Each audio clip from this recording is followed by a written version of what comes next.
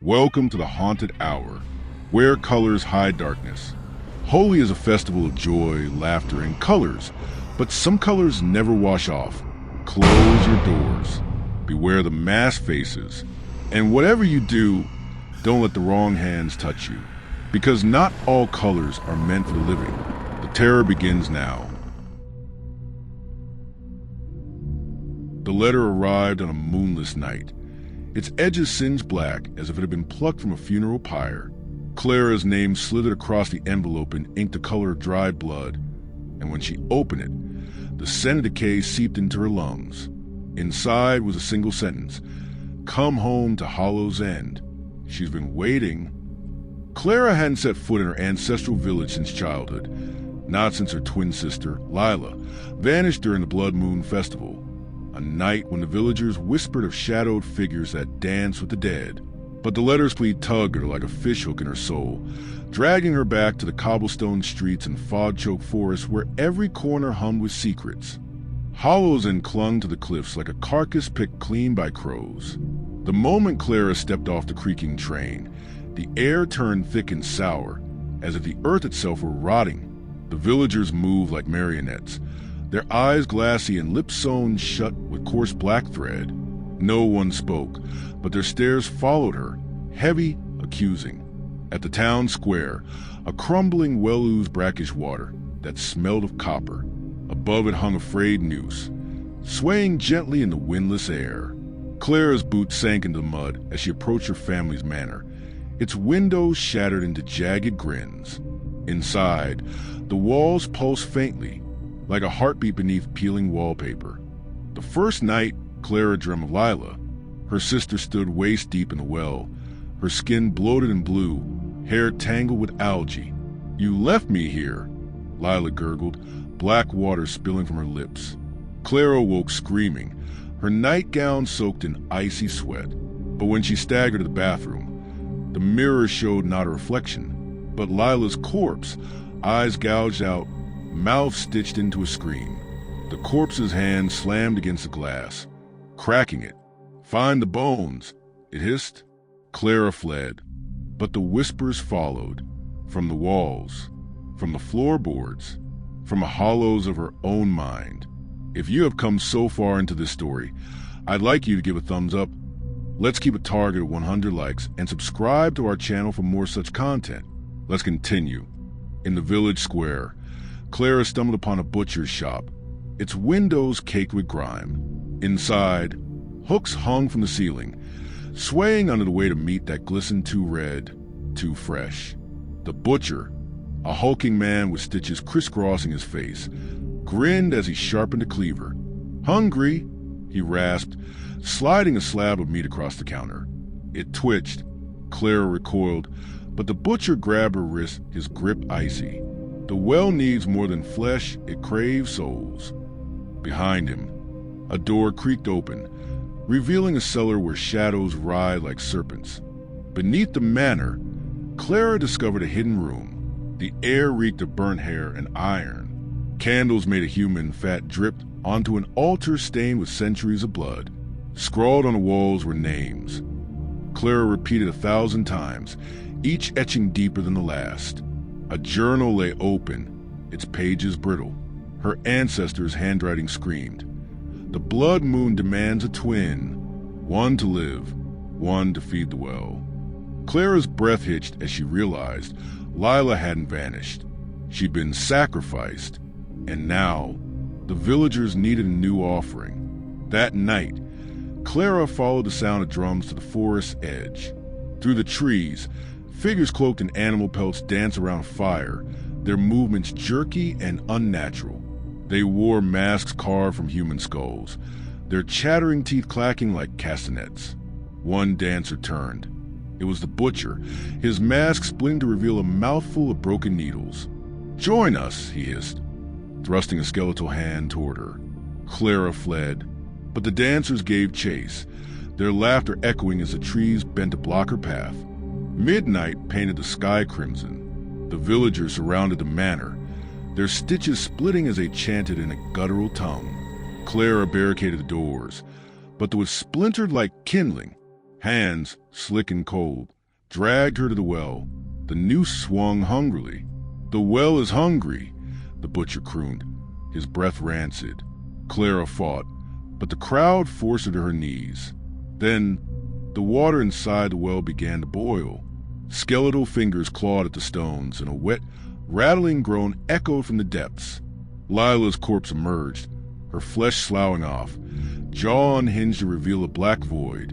"Sister," she moaned, "it's your turn." Clara's scream tore through the night as Lila's bone-cold hands closed around her throat. But in the mud, Clara's fingers brushed against something, a rusted locket half buried. Inside was a portrait of her ancestor and a lock of Lila's hair. The journal's words flashed in her mind. Break the chain, burn the bones. With a surge of desperation, Clara hurled the locket into the well. Lila's corpse shrieked, dissolving into a swarm of flies that burst from her mouth. The villagers collapsed, their bodies deflating like rotten fruit. But the well's water still churned, unsatisfied. The ground trembled as the well erupted, a monstrous thing, a tangle of skeletal limbs and rotting flesh. Crawled out, its dozens of eyes fixed on Clara. "Mine," it gurgled, voices overlapping, Lila's, the villagers, her own. Clara sprinted to the ritual chamber, clutching the journal. The candles flared as she recited the incantation. Ashes to ashes, blood to dust. The walls wept blood, and the altar cracked open, revealing a pit of squirming shadows. The creature lunged, but Clara flung the journal into the pit. Fire erupted, consuming the thing in a chorus of screams. Days later, Clara found a decrepit chapel hidden in the woods. Inside, pews were draped in cobwebs, and the altar bore a statue of a woman with stitched eyelids. The walls were lined to preserve corpses, villagers from decades past, their mouths sewn shut, skin marked with symbols. A journal nailed to the pulpit revealed the truth. Hollow's End had been sacrificing twins for centuries to appease the well. Clara's ancestor, a priestess, had started the ritual. "The well is a god," the journal read, "and gods are never full." That night, Clara woke to the sound of humming. In the corner of her room stood a woman in a tattered priestess's robe, her face a patchwork of decayed flesh. "You cannot escape your blood," the ghost hissed, her voice like nails on glass. She pointed to Clara's shadow, which now stood separate from her body, a hunched, twitching thing with glowing eyes. Asterisk, "The well marked you. It will always find you." Desperate for answers, Clara ventured into the woods. The trees groaned as she passed, their bark peeling to reveal human faces frozen in agony. One whispered, "Run." Another laughed. Deep in the forest, she found a clearing where the ground was littered with teeth and fingernails. At its center stood a stone slab stained black. Here, the villagers had slaughtered twins for generations. Clara's vision blurred, and she saw Lila not as a corpse, but as a child, strapped to the slab, screaming as the butcher raised his cleaver.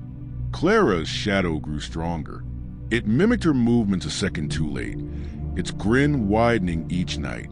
One evening, she woke to find it crouched over her bed, its clawed fingers inches from her throat. "You belong to the well," it rasped in Lila's voice. Clara fled to the chapel, where she lit a fire using pages from the priestess's journal. The shadow howled as flames consumed it. But the next morning, it returned, darker and hungrier. On the next blood moon, Clara returned to the well. The villagers' corpses rose in the mud, their stitches bursting as they chanted. Clara had learned the truth. To end the curse, she had to become the priestess and bind the well forever.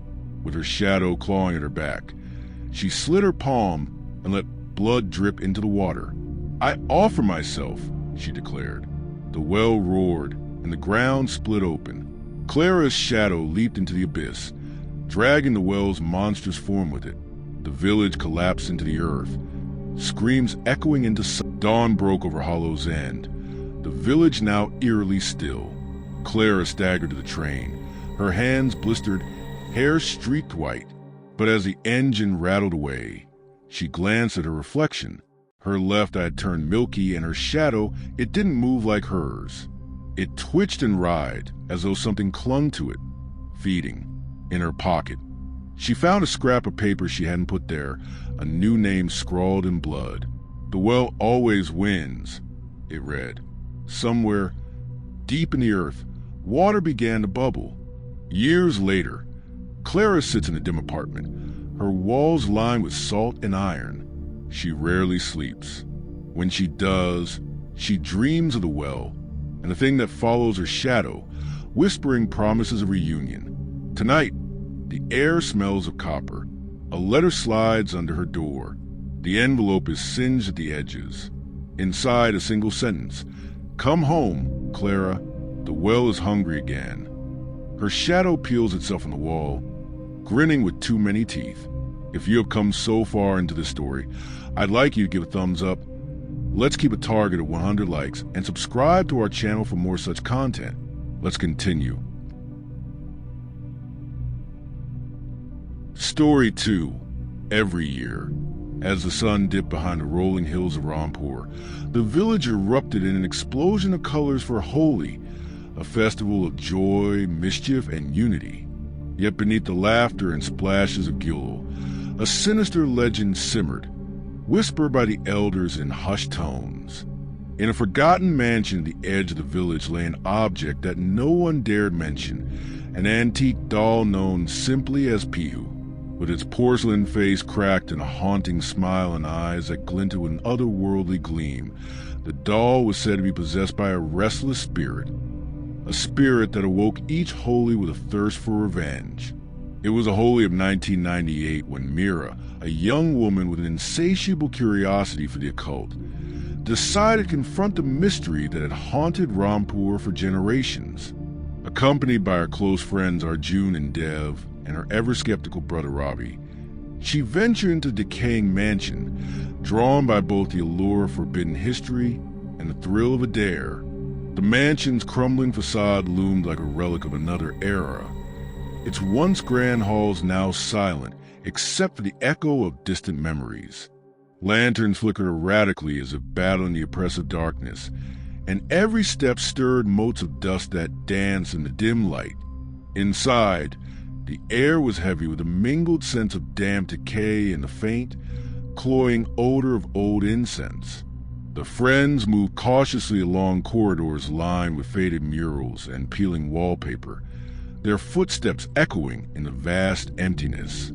In a small, locked room at the end of a narrow passage, they discovered a wooden chest. With trembling hands, Mira pried it open, and there, nestled among yellowed letters and broken trinkets, was Pihu. The doll's once bright dress was now tarnished, its delicate features obscured by layers of grime and time. Yet what was most disturbing were its eyes, an uncanny, glassy stare that seemed to follow their every movement. A chill ran down Mira's spine as a sudden gust of wind slammed the door behind them. The temperature dropped abruptly, and eerie silence fell over the room. Ravi, ever the skeptic, tried to dismiss the sudden change with a laugh, but his voice faltered as he caught a glimpse of movement, a slight tilt of the doll's head as if it were surveying them. In that heartbeat, an inexplicable dread took root in all of them. They exchanged uneasy glances, a silent question hanging in the air. Had they just disturbed something that should have remained untouched?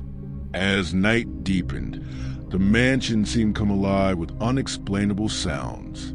Faint whispers echoed in the corridors, murmurs that twisted through the air like a dark lullaby. In one room, the sound of tiny footsteps pattered against the wooden floor, though no one could see their source. The atmosphere was heavy with a sense of impending doom, as if the mansion itself were warning them to flee. Meanwhile, outside, the joyous chaos of Holi continued, oblivious to the terror unfolding behind closed doors. Recalling a half-forgotten tale, Mira explained that Pihu had once belonged to a little girl who vanished mysteriously during Holi many decades ago. Legend had it that on a day much like this, The girl had been playing with her beloved doll when a terrible accident, some said it was an act of cruelty, claimed her life. The doll, stained with the sorrow of that fateful day, had become a vessel for her vengeful spirit. The curse was believed to be activated by the vibrant colors of Holi, which, rather than bringing joy, now served as a conduit for her wrath. Not long after her revelation, the first terrifying manifestation occurred. While the group sat huddled in the dilapidated parlor trying to rationalize the eerie events, a sudden, piercing cry shattered the uneasy silence. It came from somewhere deep within the mansion, a sound that resonated with both agony and fury. Arjun, his face drained of color, bolted from his seat. In the blink of an eye, the doll on the mantel began to twitch unnaturally. Its tiny arms jerked as if pulled by invisible strings, and the porcelain face contorted into a grotesque mask of malice. A deep, guttural whisper escaped its painted lips, uttering a single word. Play. The word reverberated off the walls, sending shockwaves of terror through their hearts. Panic set in as the mansion's corridors transformed into a labyrinth of dread.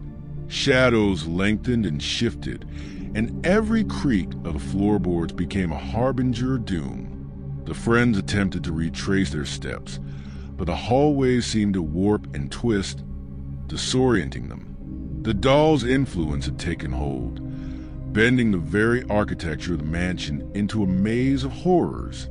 In one particularly harrowing moment, Ravi stumbled into a room where the walls were covered in splatters of red and orange, colors that, in half-light, resembled fresh blood.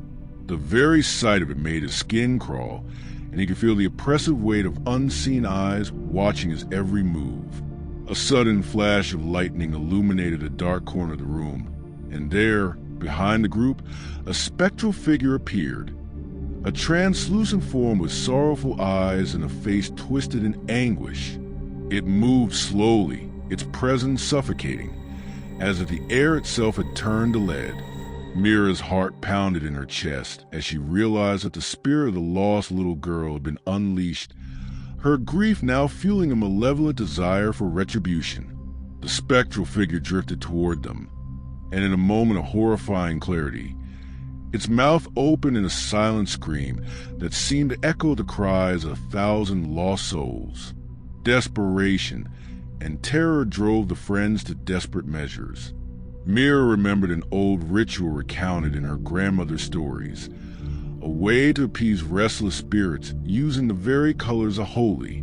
With trembling hands, she gathered packets of pure, sacred gil that had been kept aside for the festival. We must use the colors to break her hold, she urged, her voice quivering with both fear and determination. In a moment of frantic clarity, they began to smear the gil around the doorways and windows, chanting incantations that mingled ancient words of the hope of reclaiming the night from the clutches of evil. The mansion shuddered violently as if in protest. The spectral figure's wail grew louder, a bone-chilling sound that rattled the very foundation of the building. Pihu, the doll, floated from its resting place, its limbs contorting in unnatural angles as it hovered before them. Its eyes, now ablaze with fiery red glow, locked onto each of them with a hunger that was both human and inhuman. The doll's voice, once a soft murmur, now roared with demonic intensity. Play with me forever. In that moment, every instinct screamed to run, yet the pull of the ritual and the need to end the nightmare kept them rooted to the spot. Arjun, his face a mask of terror, lunged forward to hurl the remaining gil directly at the doll. The powders exploded in a burst of color, swirling around Pihu in a dazzling display that seemed to momentarily suspend time. For a heartbeat, the doll's malevolent glow faltered, and the spectral figure recoiled as if struck by an unseen force. The air filled with a cacophony of whispered chants and the frantic beating of hearts. But as the colors settled, the mansion fell silent once more, leaving behind only the sound of their ragged breaths and the relentless, echoing promise of eternal play. In the aftermath, the friends gathered in the dim light of the early dawn, their faces etched with shock and sorrow.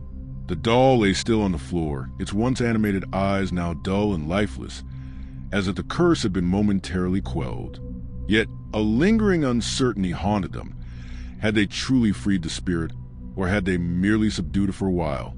As they exited the mansion, the first rays of sunlight painted the sky with the soft pastels of Holi, a stark contrast to the horror they had just experienced.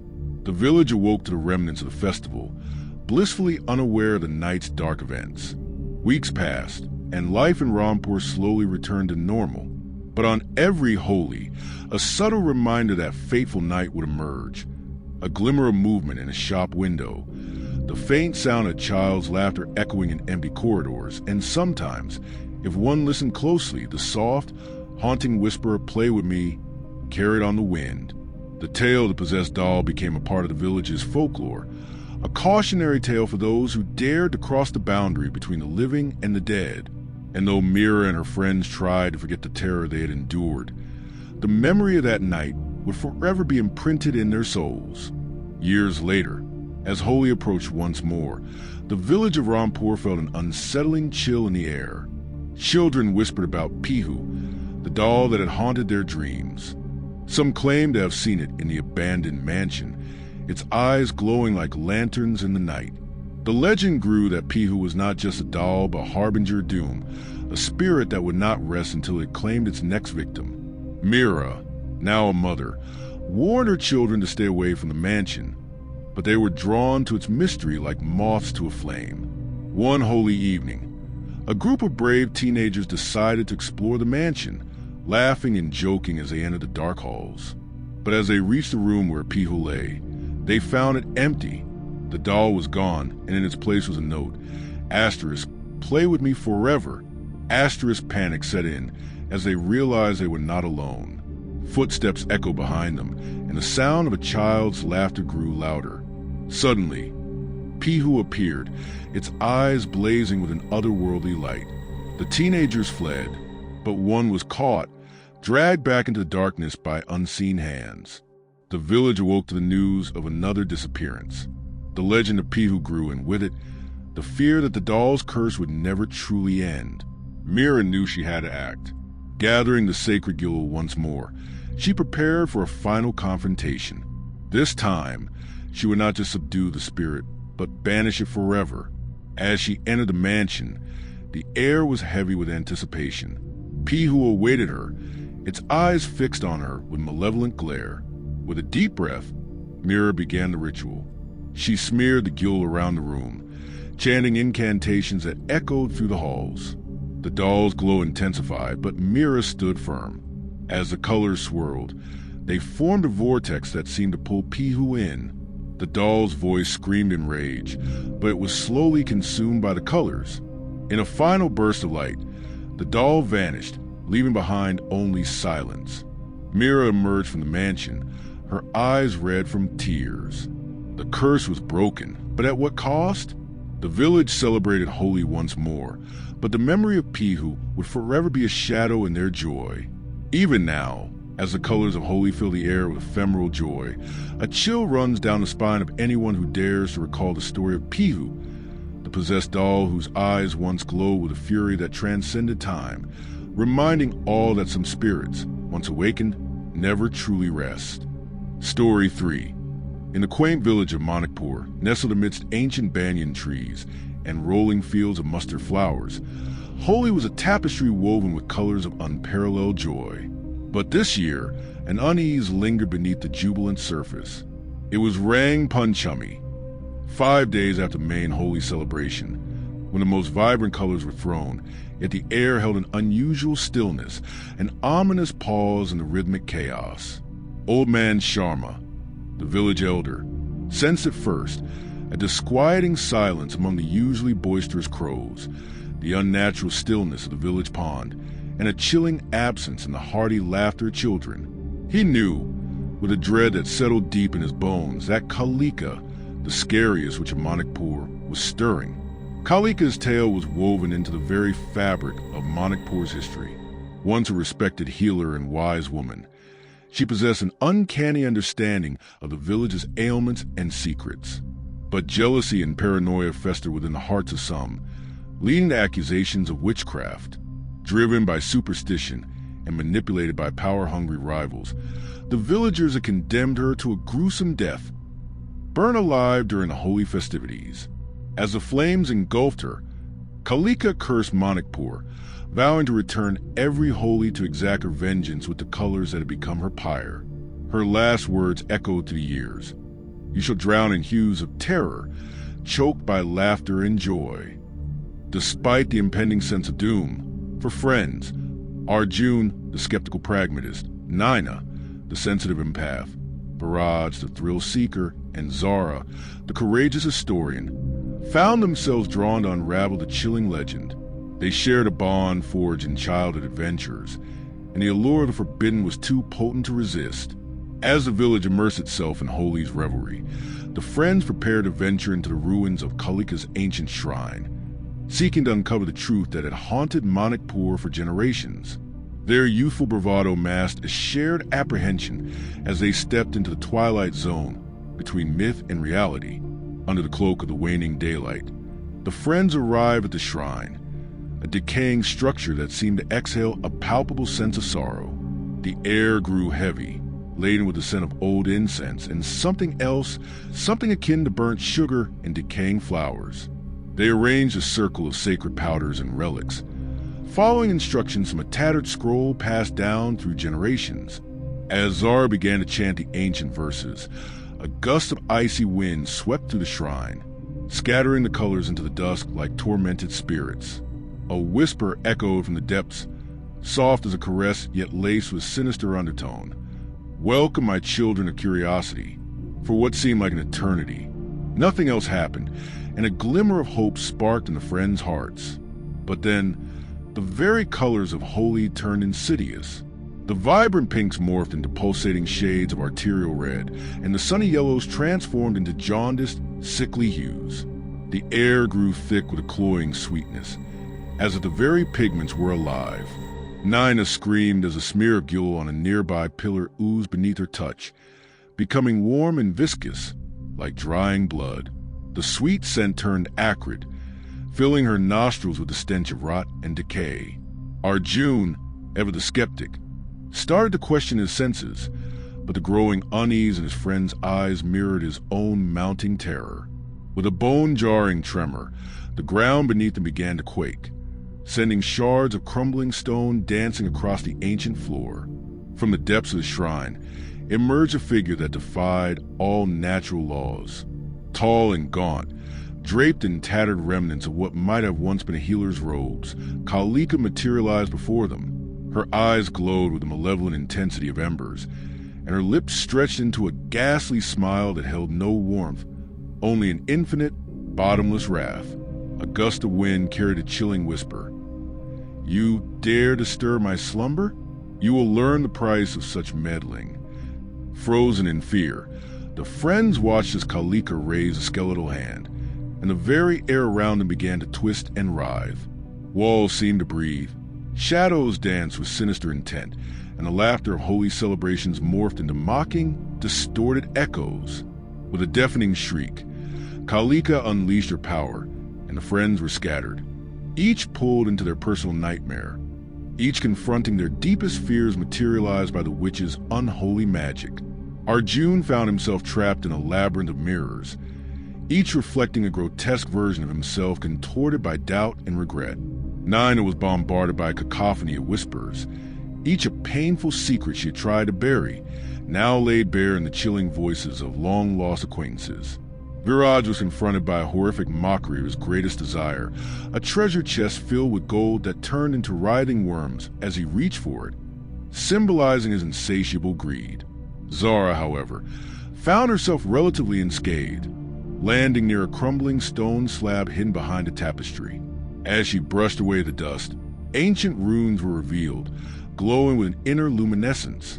Recalling her historical knowledge, she realized it was a map and a ritual, a way to combat Kalika's curse.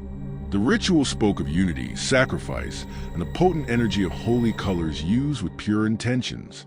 It demanded a blend of laughter and tears, forgiveness and remembrance, to break Kalika's hold and bind her to the shadows once more. But one line caught her attention, a cryptic warning. Only those who truly understand Kalika's pain can hope to quell her rage. Trapped within the mirrored labyrinth, Arjun battled his inner demons. Each reflection mocked his skepticism, highlighting his past failures and his inability to believe in anything beyond the tangible.